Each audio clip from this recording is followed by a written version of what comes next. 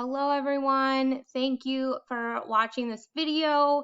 I'm hoping it will be quick and helpful in getting this year rolling. So here we go, our 2021-2022 math pacing, and fingers crossed we can just change the year for next year. So here is the plan. I'm going to talk about who, what, why, and how, and then you'll have everything you need, hopefully. So who is involved in this? This is VABA and Region 7. We are working together to meet the needs of our kids. And what? So with Region 7 and their pacing, they use they have SOLs split up across all 4 quarters, and at the end of each quarter, they give a benchmark assessment to measure those standards that were taught within the quarter. If a student doesn't do well on a benchmark assessment, then we will definitely remediate and continue to assess. But the CIP benchmarks do not repeat standards to assess them again. Why are we doing this? We want our students to be successful and confident, and we also want to continue to grow great partnerships with districts. And how? How are we going to do this? So let me tell you a bit about the process, about how I did this, and I hope that makes a little more sense. We're required to teach each quarter, and then I looked at the K-12 alignment and aligned the lessons and units to match the CIP pacing guides. I tried to keep the units together so that they would flow well. It didn't always work, but I tried in those situations. From that, I determined what was not covered fully or not covered at all. Remember, our OLS does not always align with the SOLs, but we are required to teach Virginia SOLs. So we are doing our best to align those, and then with Class Connects, using those to ensure that our SOLs are taught appropriately. So let's start by looking at a year at a glance. So this document there's one for every grade level, but this is just like a big picture of the standards that will be taught throughout the entire year. So just as an example, I wanted to show first grade's math overview because there's sometimes one standard may be in multiple quarters. So if you notice here, standard 1.1 is taught in first quarter, and it's actually taught in every single quarter, which is fantastic. And there's parameters that are written within the yearly overview.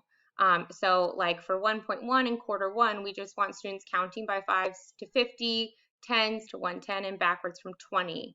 And then it increases throughout the year to support an appropriate development of number.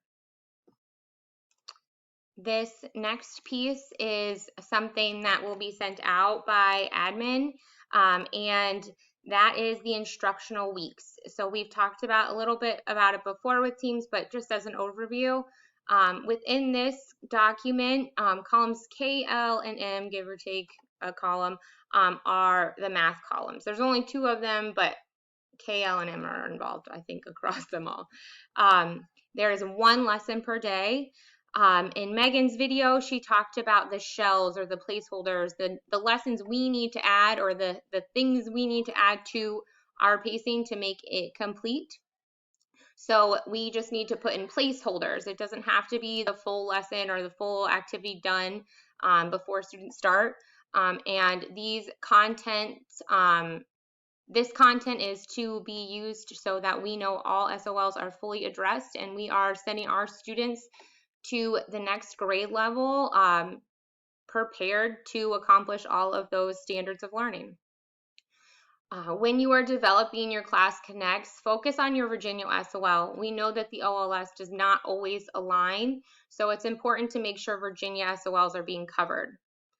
A lesson is the grade level skill that needs to be addressed, so those are the things that need to be taught. The checkpoints are just like a little something so that we can collect data on these students. It doesn't have to be in depth. It doesn't have to be huge. Think of it more as like maybe like a quick little exit ticket or something like that to see if what we taught them was effective. We are recommending using Google Forms in multiple choice so we don't have to worry about students not having access or expiring or another login. Let's just keep it as simple as possible. And then the review lessons are simply that, just more practice. So that could be like a game or a choice board, YouTube. There's so many resources out there. You do not need to be recording a lesson for the review things. You're welcome to if you would like and that works for you, but it is not a requirement. That can be like an activity or practice. Also, you don't need to reinvent the wheel. There's so many great things out there, and CIP also has resources within their folders that are already organized for you too. So you don't have to go out and find these things. They're there for you. Use what you have. We got this. Here is an example of what the instructional weeks will look like. Each grade level has a tab on this with it listed out by week. So you can see on the left side of your screen that the date in which these lessons will be assigned on their daily plan. You can also see down here these blue lessons. So the ones that are blue is what needs to be added to our OLS. And so we need, in 4th grade, in December, they're going to need 2 lessons for 4.11 and 4.12 in review, and then just a little checkpoint. Those standards are touched upon in other lessons within the OLS.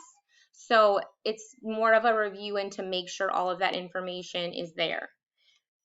Just like on the previous slide we discussed, during week 18, there's teacher-made reviews. This is to review the information that has been taught throughout quarter 2. And again, it does not need to be a recorded lesson. This could be a game, or this could be a project or something they build, and things to really deepen their understanding and to help them prepare for that benchmark that they'll be taking, and to help really ingrain those skills. So thank you everyone for watching this. I hope it was helpful and informative.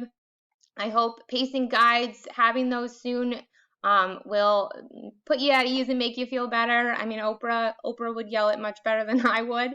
But let me know if you need anything. I'm here to help. I put my phone number there if it's easier to call or text me, and my email is there too. So I'm here for you. Have a great start to your year.